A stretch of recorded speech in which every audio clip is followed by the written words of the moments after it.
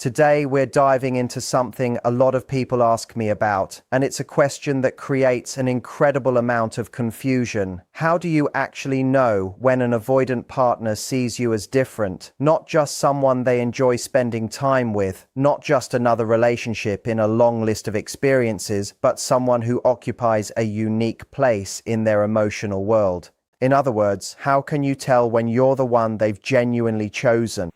This question matters because avoidant partners rarely express love in the straightforward ways most people expect. If you're waiting for constant reassurance, dramatic declarations of commitment, or endless emotional conversations, you may conclude they simply don't care. But attachment psychology suggests something much more nuanced. Many people with avoidant attachment experience deep emotions while simultaneously struggling to express them openly. Their feelings and their behavior don't always move in the same direction, and that's where so much misunderstanding begins. One of the biggest myths is that avoidant people never form deep emotional bonds. That's simply not supported by attachment research. They absolutely can love deeply. The difference is that closeness often activates fear alongside affection. The more someone matters, the more vulnerable they feel, and vulnerability can trigger powerful protective behaviors.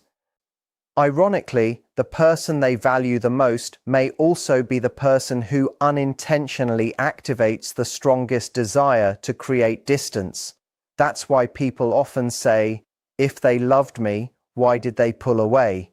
The answer isn't always simple. Sometimes people pull away because they truly aren't invested. But in avoidant attachment, distance isn't always the opposite of love. Sometimes it's the opposite of emotional safety. Their nervous system may interpret increasing intimacy as overwhelming rather than comforting, causing them to retreat even while their emotional attachment continues to grow. This is why judging an avoidant partner solely by how often they text, how expressive they are, or how emotionally available they seem in every moment can lead to inaccurate conclusions. Their internal experience is often much more complicated than their outward behavior suggests. So what actually makes someone special to an avoidant? It usually isn't perfection.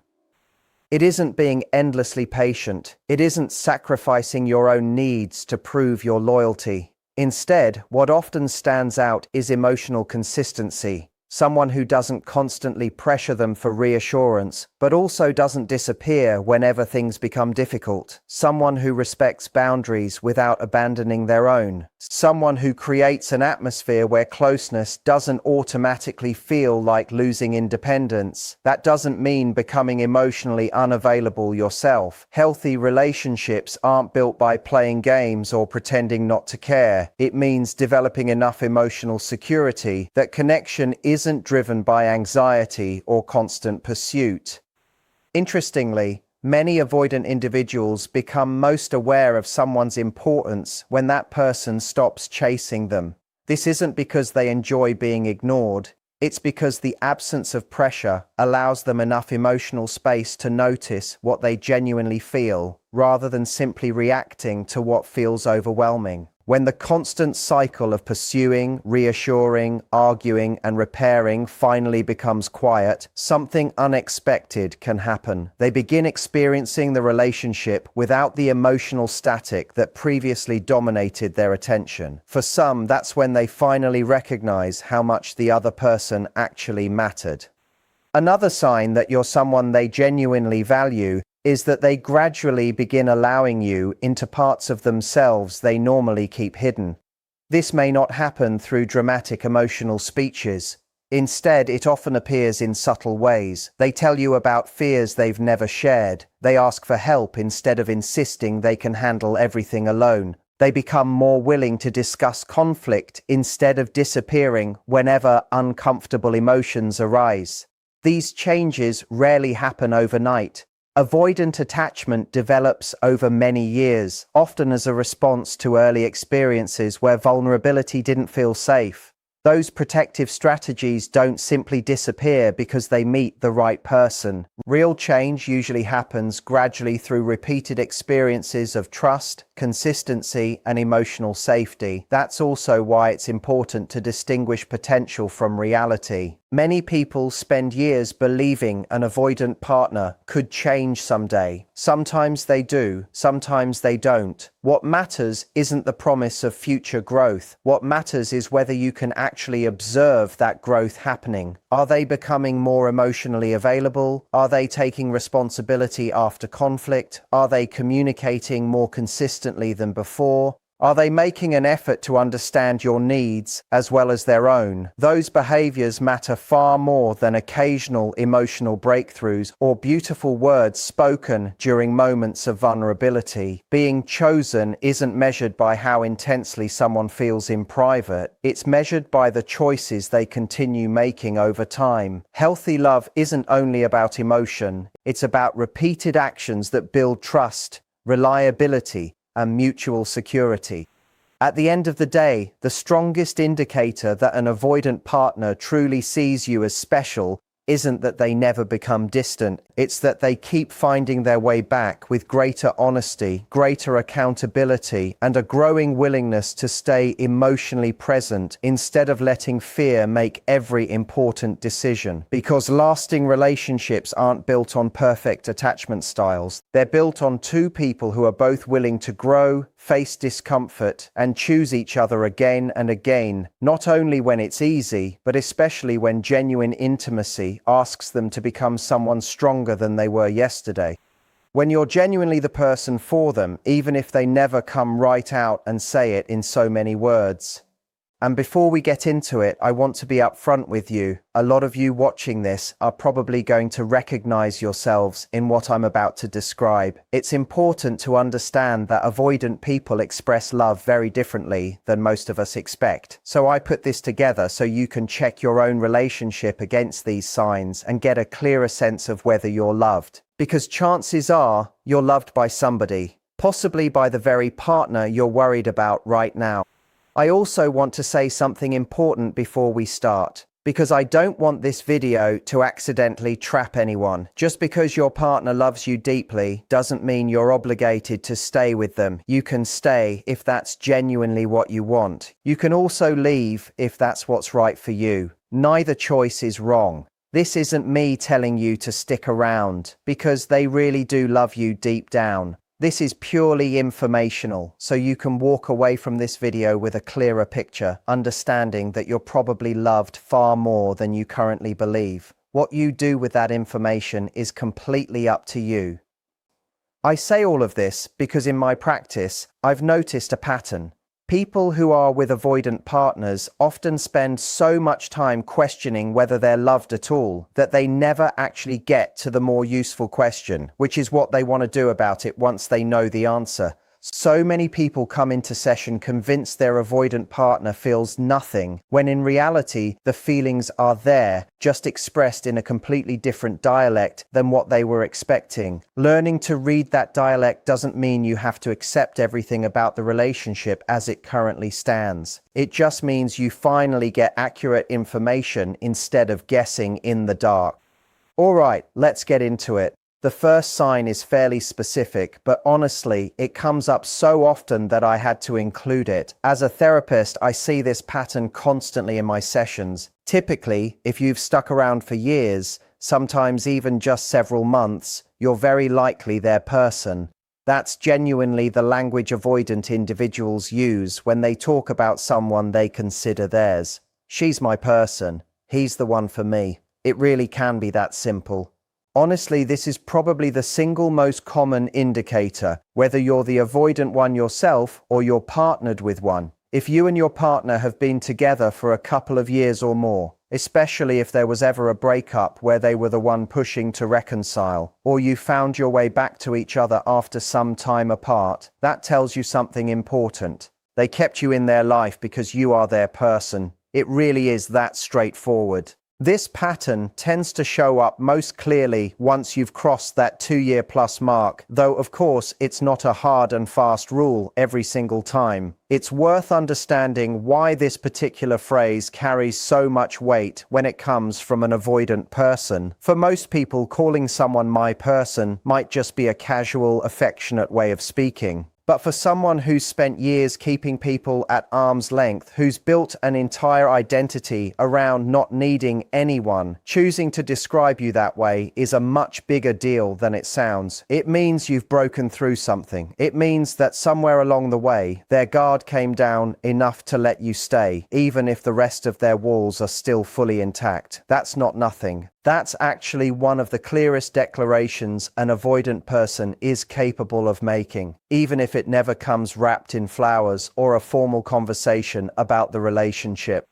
The next sign has to do with commitment specifically. Think back to when you first started seeing this person. Chances are they laid out a whole list of things they claimed they'd never do.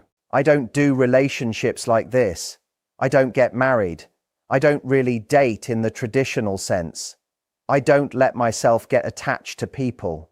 And yet somehow, despite every one of those declarations, they ended up doing exactly those things with you anyway. Why would that happen? Because you're special to them. I'm just going to say it plainly. They meant what they said at the time. They genuinely believed they'd never do those things, but they had no way of knowing back then that you would eventually become the exception to their own rule. Now that you have become that exception, they're following through on all the things they once swore off entirely. Let me walk you through a concrete example so this lands clearly. Say early on they told you, "I don't change for people," and yet, looking back over the course of your relationship, you can clearly see that they have changed. That shift itself is a signal. It tells you this person considers you special, even if they'd never admit that out loud, even if they aren't fully conscious of it themselves. Otherwise, why would someone insist they never change and then go ahead and change anyway? In my experience, avoidant individuals tend to be pretty rigid about these things. So the simple fact that they made an exception, that they went out of their way for you specifically, is meaningful. Of course you're special to them. It's easy to hear a story like that and assume the person was simply lying at the start, but that's usually not what's actually happening. Most avoidant individuals genuinely believe those declarations when they make them. They're not performing a bit for your benefit. They've usually built those rules over years, often as a way of protecting themselves from getting hurt again after some earlier experience taught them that closeness comes with a cost. So when they break their own rule for you, it's not because the rule was fake, it's because something about you made the rule feel worth breaking, even if they couldn't fully explain why at the time. Take another common one. I don't get attached to people. And yet it's obvious to everyone around them, maybe even to strangers, how attached they clearly are to you. Or maybe it's something like, I'm not really a people person, I'm a loner, I don't need anybody in my life. And yet here they are, seeing you consistently, week after week, for years running. Let's be honest with each other here. They might put up a front like they're unbothered and independent, like you're not that important to them, but the truth tells a different story. Of course you matter to them, deeply. This kind of contradiction confuses a lot of partners, and understandably so. You hear someone insist they're independent, that they don't need people, and then you watch them build an entire pattern of life around you without ever calling it that. The mismatch between what they say and what they actually do isn't hypocrisy. It's usually a defense mechanism running on autopilot, separate from what's actually happening in their heart. Saying, I don't need anybody out loud costs them nothing. Admitting, I need you specifically, costs them everything they've spent years protecting. So instead of saying it, they just show it over and over, through consistency, through showing up, through simply never leaving even when leaving would have been easy. Another sign worth watching for is when things that used to set them off no longer bother them the same way, or at least bother them a lot less than they used to. Maybe in the past, any mention of moving in together sent them straight into defensive mode. That's just not who I am. I can't give you that. You've probably heard some version of that speech before. But now, instead of shutting the conversation down entirely, they might say something like, "Okay, I'll keep that in mind. I'm not quite ready yet, but I hear you." It might not sound like a big deal on the surface, but it actually is, because it shows they're less triggered than they used to be. They're being as honest and transparent with you as they know how to be. That's a real sign that you matter to them, and honestly, it's often a sign that they're slowly working toward the changes you've been hoping for.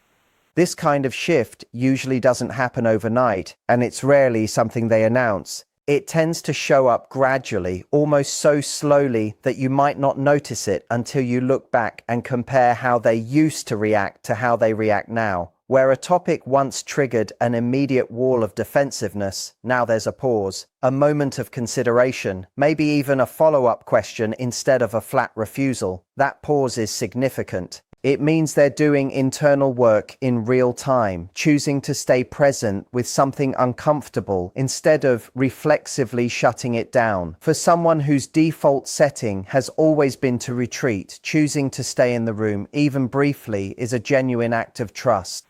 Here's another one. They start being more direct about telling you what they need from you. Let me give you an example to make this clearer, because it's a little more nuanced. Picture a couple coming into a therapy session, describing a fight they had the previous week. Let's say the man in this pairing leans dismissive avoidant, and the woman leans fearful avoidant. During the session, he admits that something she said set him off. What was it exactly? She told him, "I don't really want to get into that topic right now, since you usually end up getting upset with me when I do." Essentially, she was saying she felt unsafe bringing up certain subjects because she anticipated his irritation or felt like he wasn't really hearing her. This kind of exchange comes up constantly in relationships like this, which is exactly why I'm using it as an example.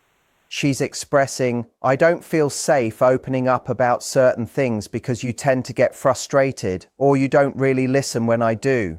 Naturally, he interpreted that completely differently. In his mind, it sounded like she was trying to guilt trip him into feeling like a failure, like he was somehow the villain of the relationship, like she was manipulating him emotionally. That's the moment things escalated into a full argument. Eventually she clarified, "That's not what I meant at all. I was just trying to be honest and open up to you." And this, she pointed out, is exactly the pattern that keeps repeating. She can never fully share her feelings with him because he immediately assumes she's accusing him of something.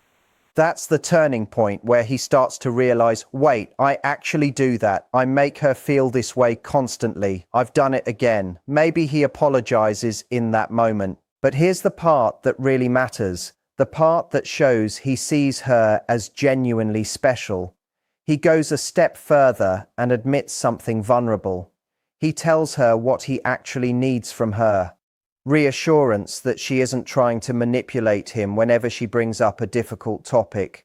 For someone with an avoidant attachment style, admitting that out loud is genuinely uncomfortable, almost embarrassing, because what is he really saying underneath it all? I need reassurance. I'm not actually the independent, unbothered person you think I am. I need something from you. He's asking her to say something like, "Hey, I know this might come across a certain way, but I promise I'm not trying to manipulate you." It's a small thing, but it's a big ask for someone wired the way he is. This mirrors something anxious partners often want too. For example, wanting an avoidant partner to text back something like, "Hey, I haven't forgotten about you. I'll respond properly in about an hour. I just saw your message and I'm in a meeting right now." That kind of quick acknowledgement does wonders for someone anxious compared to just going radio silent for hours with no explanation at all. It's a similar dynamic here. In this example, once he starts being upfront about exactly what he needs, "Just reassure me you're not trying to control me when you bring things up like this, and I'll feel a lot less defensive."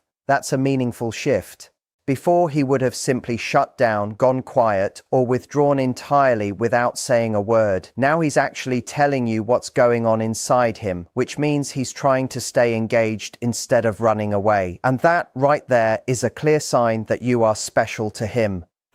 It's also worth noting how much courage this actually takes, even though from the outside it might look like a pretty minor exchange.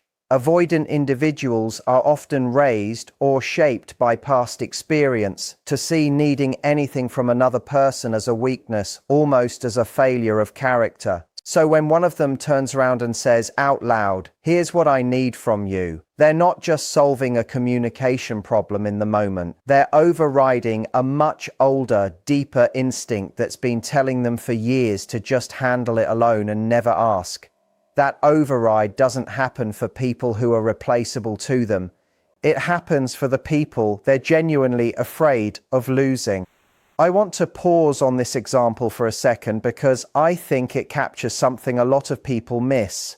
It's tempting to only look for the big dramatic gestures as proof of love, grand declarations, public displays, sweeping promises. But with avoidant partners, the real proof is almost always quieter and more mundane than that. It's a man who used to shut down during arguments now staying in the conversation long enough to say, "Here's what I actually need." It's not romantic in the traditional sense. It doesn't make for a great movie scene. But in terms of what it actually costs someone with an avoidant attachment style to say those words out loud, it might be one of the most vulnerable things they're capable of offering. The next sign to watch for is a growing willingness to make real adjustments for the relationship, specifically for you.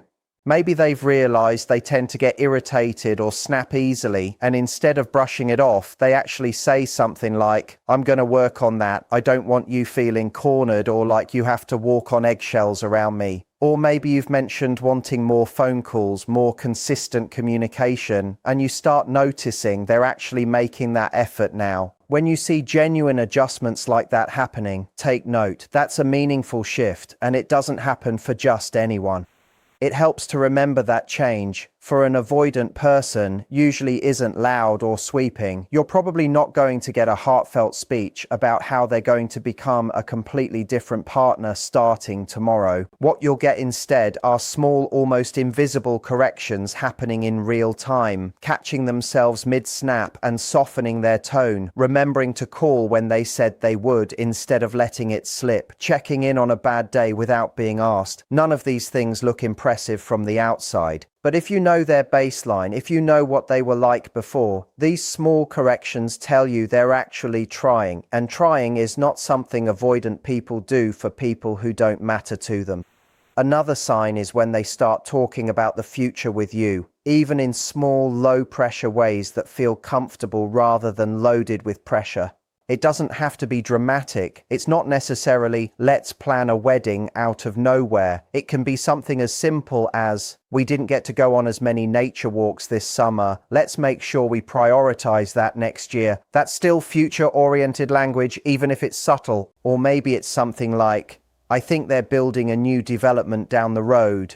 Once it's finished, we could go check out the walking trail together after work." Or, "We should check out that new mall together once construction wraps up." These are small, almost throwaway comments, but they're quietly weaving you into their future plans. Sometimes this shows up wrapped around something they know is weighing on you emotionally. Say you've been anxious about family pressure or expectations. They might say something like, "Don't stress about your mum focusing so much on your achievements. Once you finish your master's program, I'll still treat you exactly the same way I always have. Getting that degree isn't going to change how I feel about you or see you. I don't care what letters come after your name." On the surface, they're comforting you about something you're anxious about, but notice what's tucked inside that reassurance. They're also confirming they plan to still be there 2 years down the line when you finish that degree, and that their feelings for you aren't going anywhere in the meantime. It's subtle, but it's there. They're offering comfort in the moment while quietly slipping in a promise about the future.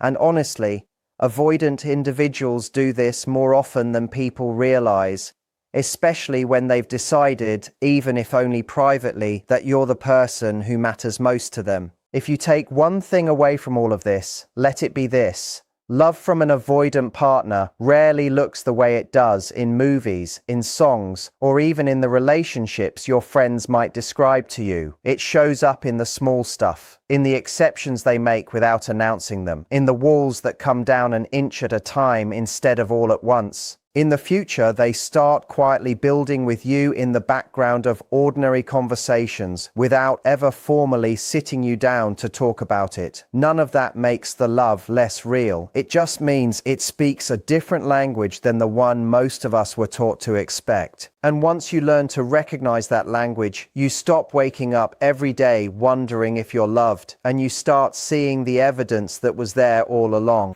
I hope this gave you some clarity and maybe even a little peace of mind about where you actually stand with your partner. If this resonated with you, go ahead and like the video, subscribe if you haven't already, and I'll catch you in the next one.